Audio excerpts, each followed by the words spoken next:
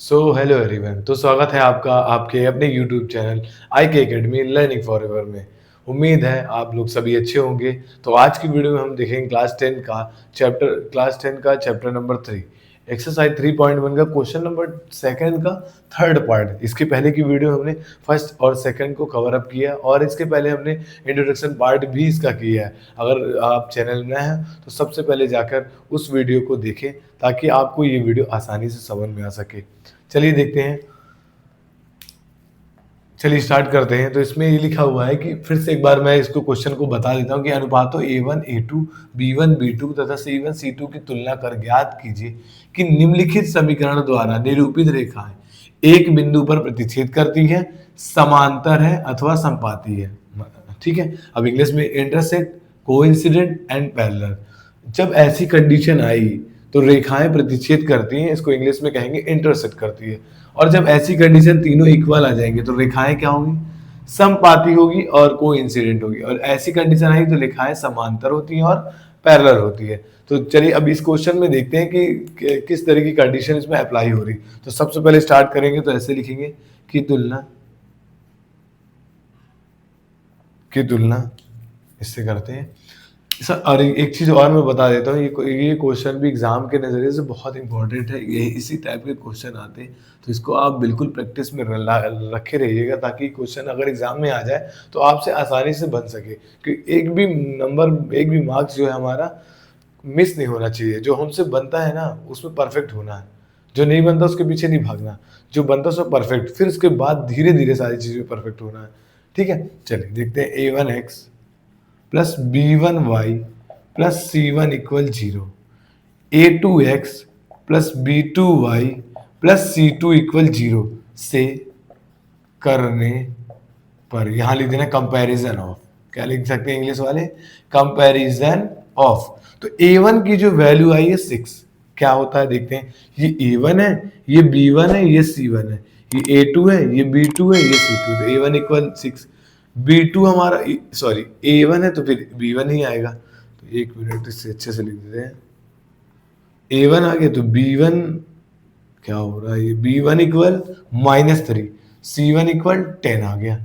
इसी तरीके से A2, ये A2 है, ये B2 है, ये C2। तो A2 कितना है 2 और B2 कितना है, यहाँ तो कुछ लिखा नहीं, गायब है। तो बहुत सारे बच्चे इस चीज में यहाँ गलत कर देते हैं, Y लिख देते हैं। क्या लिख देते हैं? Y, जबकि Y नहीं आएगा। हमें एक चीज याद रखनी है, कैसे कोई चीज दिखेगी। जैसे 2x लिखा है या 2y लिखा है, x के पहले कितना लिखा हो 2 तो मतलब 2 है, y के पहले कितना लिखा 2 तो मतलब 2 है। लेकिन अगर कुछ नहीं लिखा तो y के पहले अगर ये कुछ नहीं लिखा तो ये प्लस का 1 है, इसके पहले क्या है प्लस का 1। और इसी तरीके से अगर y लिखा माइनस का, किस चीज का लिखा हुआ? माइनस का लिखा तो ये मतलब माइनस का y है y के पहले, तो इसके पहले क्या होता है। इस तरीके से एक बार और देख सकते हैं कि y लिखा है, y के पहले कुछ नहीं है तो इसके पहले 1 है। और y माइनस y लिखा है तो पहले 1 मतलब -1 है। अगर माइनस लिखा तो और नंबर लिखे है तो वो तो आप समझ जाएंगे। लेकिन अगर सिर्फ एक्स वाई वेरिएबल या चरपद लिखा है तो उसके पहले कुछ नहीं होता, उसके पहले 1 माना जाता है। ठीक है। तो अब B2 इक्वल कितना हो गया? B2 इक्वल हो गया -1 और C2 इक्वल कितना हो गया 9। ठीक है। अब ये इसको क्या करेंगे A1, इसको अनुपात में लिखना है मतलब रेशियो में लिखना है। तो A1 A2 इक्वल कितना आ गया 6/2, 2 1 जा 2, 2 3 जा 6। तो हमारा कितना आंसर है A1 A2 इक्वल डायरेक्ट लिखते चलेंगे 3/1। इसी तरीके से B1 B2 कितना है? B1 B2 -3 और -1। तो क्या ये कट रहा है? तो ये कट गया। तो B1 इसको आसान से लिख दे रहा है। आपका क्वेश्चन यहीं खत्म हो रहा है, लेकिन इसको फिर भी आगे कर सकते हैं ताकि ताकि एकदम क्लियरेंस देना है हमें। जब भी एग्जामिनर क्या होता है वो क्लियरेंस देखता है आपकी क्वेश्चन के साथ, ये देखता है कि बच्चा जो कर रहा है वो कितना साफ तरीके से कर रहा है, सुथरा कर रहा है। जितना clean and neat and clean करेंगे उतनी जल्दी एग्जामिनर चेक करेगा और पूरे मार्क्स कटने की चांस बहुत कम रहेंगे। तो B1 B2 इक्वल 3/1। इसी तरीके से C1 C2 इक्वल 10/9। तो हमारा C1 C2 कितना आ गया? ये कट नहीं रहा है तो 10/9। अब यहाँ जो लिखा हुआ है A1 A2 3/1 भाई 3 जो भी लिखा उसको लिखते हैं। यहाँ लिखे 3/1, यहाँ पास भी कितना लिखे 3/1। क्या ये दोनों एक जैसा है? और तीसरा लिखते 10/9। ये तो हमारा एक जैसे नहीं है। ये भाई इसका तो काम है अलग चलना। ये बोलता मैं तुम लोगों के साथ चलूंगा नहीं ज्यादातर, तो ये नॉट इक्वल हो जाएगा। जब ये हो गया तो हम ये देखेंगे जब दो पहले इक्वल है और लास्ट में नॉट इक्वल है तो ये कंडीशन कहाँ आने वाली है, तो ये थर्ड वाली कंडीशन हमें ये नंबर लिख देता हूँ मैं 1 2 3, थर्ड वाली कंडीशन हमें अप्लाई हो रही है तो लिखेंगे A1 A2 equal B1 B2 equal not C1 C2 ये लिखे। अब रेखाएं पूछा है क्या होती है, समांतर होती है, तो लिख देना अतः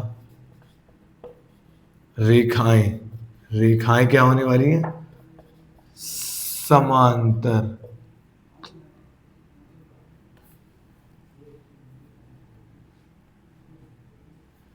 अतः रेखाएं समांतर होती हैं,